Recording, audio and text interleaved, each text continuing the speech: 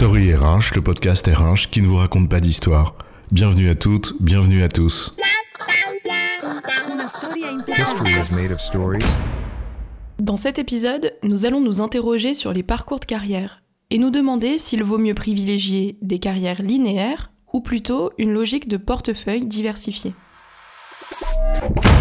Alors moi je vais te dire, c'est pas compliqué. Je sors de l'école et je suis assistant junior expert et ma voie est toute tracée.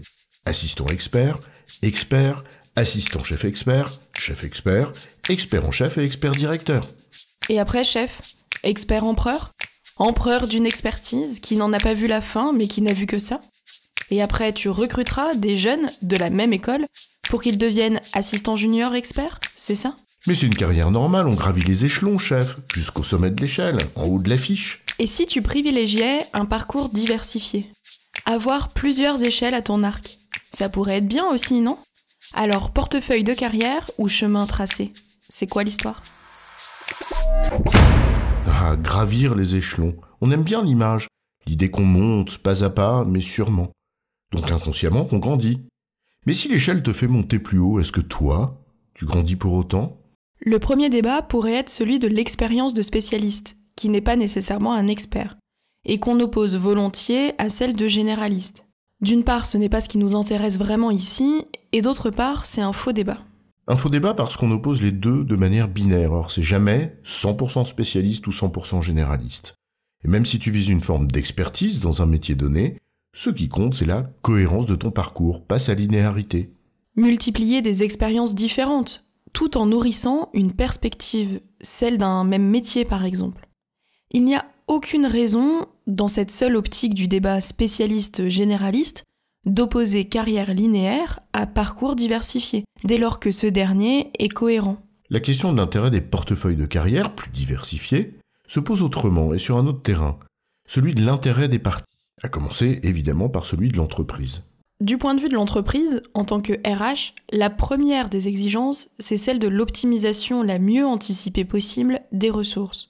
En substance, la GPEC ou GEPP ou Workforce Planning. Tu mets les mots que tu veux là-dessus.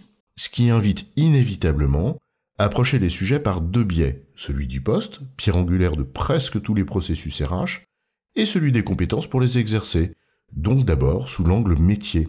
Et si tu combines ces angles de vue avec une logique de grading, de classification, pour la cohérence de ta politique de rémunération, tu as le parfait combo d'inspiration taylorienne.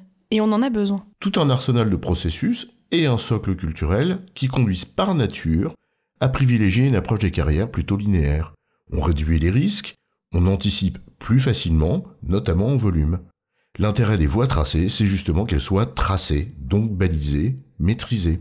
Mais si on se met dans la perspective du développement des personnes et de leurs compétences, rien n'est moins sûr. On l'a évoqué, le développement professionnel embrasse bien plus vaste. En premier lieu, si on souligne de toutes parts l'importance des soft skills, alors on comprend vite le peu d'intérêt qu'il y a à enfermer une carrière dans un silo au lieu d'ouvrir à des expériences qui nourrissent ces compétences-là, ne serait-ce que par la diversité de ce à quoi on est exposé. En deuxième lieu, privilégier des carrières linéaires, c'est présupposer que les salariés vont rester dans la même filière. Mais on n'est absolument pas sûr que ce soit leur intention. Il vaut alors peut-être mieux contribuer à servir leurs attentes aussi, même si c'est un équilibre à trouver, avec la satisfaction des besoins de l'entreprise. C'est évidemment un des facteurs de leur engagement et de leur fidélisation. Et puis c'est aussi l'intérêt évident de l'entreprise lorsqu'elle fait face à une pénurie de main-d'œuvre et des difficultés de recrutement. Ne serait-ce que pour une raison simple. C'est bien de constituer des filières métiers, mais si le vivier dans lequel puiser est insuffisant, alors il faut inévitablement ouvrir à des parcours plus variés. Là, on se heurte souvent à deux écueils. Le premier, c'est que les référentiels de compétences sont le plus généralement structurés par les compétences métiers et ne facilitent donc pas, techniquement, les passerelles intermétiers. Ces passerelles intermétiers ou cet élargissement du spectre reposent alors bien plus sur l'expérience et l'audace des RH et l'ouverture d'esprit des managers. Sauf que là, le second écueil arrive vite aussi. Les managers sont précisément peu enclins à prendre des risques. Et leurs représentations sont souvent stéréotypées puisque justement la RH leur a souvent vendu les mérites des carrières linéaires et que c'est bien souvent ce qu'ils ont vécu eux-mêmes. On a peut-être là au fond l'un des premiers arguments qui militent en faveur d'une plus grande ouverture de la gestion des carrières, à des parcours plus diversifiés et moins stéréotypés, du moins pour l'entreprise, pour répondre à ses besoins.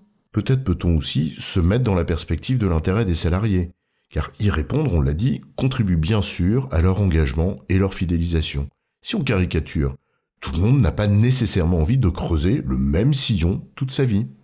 Embrasser la carrière, qu'il disait. Oui, mais laquelle ? Combien de personnes ont-elles simplement envie de multiplier les expériences parce qu'au fond, elles ne savent pas tant que ça ce vers quoi aller. Et elles aimeraient bien se faire une idée. Puis il y a aussi ceux qui s'emmerdent vite dans leur job, qui éprouvent juste le besoin de faire autre chose. Moins obsédés par la réussite verticale, ils peuvent privilégier autre chose. Des gens qui, plutôt que la progression de carrière, cherchent le plaisir du chemin de carrière. Ceux qui préfèrent l'expérience que l'on vit à celle qu'on accumule. Il n'y a pas que des fourmis, il y a aussi des cigales.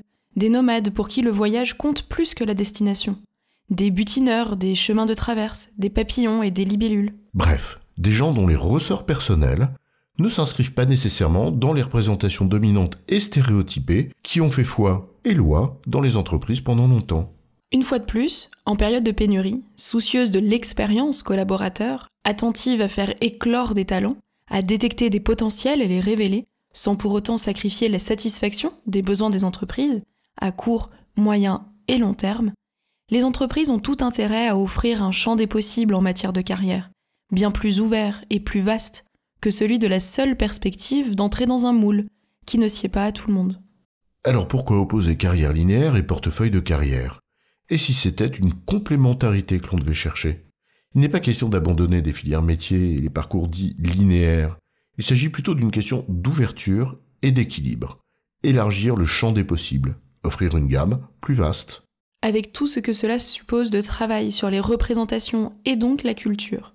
Celle des managers, on l'a dit, donc celle des praticiens et praticiennes RH aussi, et peut-être simplement celle de toutes et tous, pour que chacun et chacune comprennent que les chemins de la réussite ne sont jamais si tracés que ça. En résumé, la gestion des carrières a souvent privilégié des parcours de carrière métiers linéaires. Mais de nombreux facteurs conduisent désormais à ce que proposer une perspective plus vaste, avec des parcours plus diversifiés, dans une logique de portefeuille, soit bénéfique à la fois pour l'entreprise et pour les collaborateurs. J'ai bon, chef ? Oui, tu as bon, mais on va pas en faire toute une histoire. Story RH, le podcast RH qui ne vous raconte pas d'histoire. Retrouvez tous les épisodes sur storyrh.fr.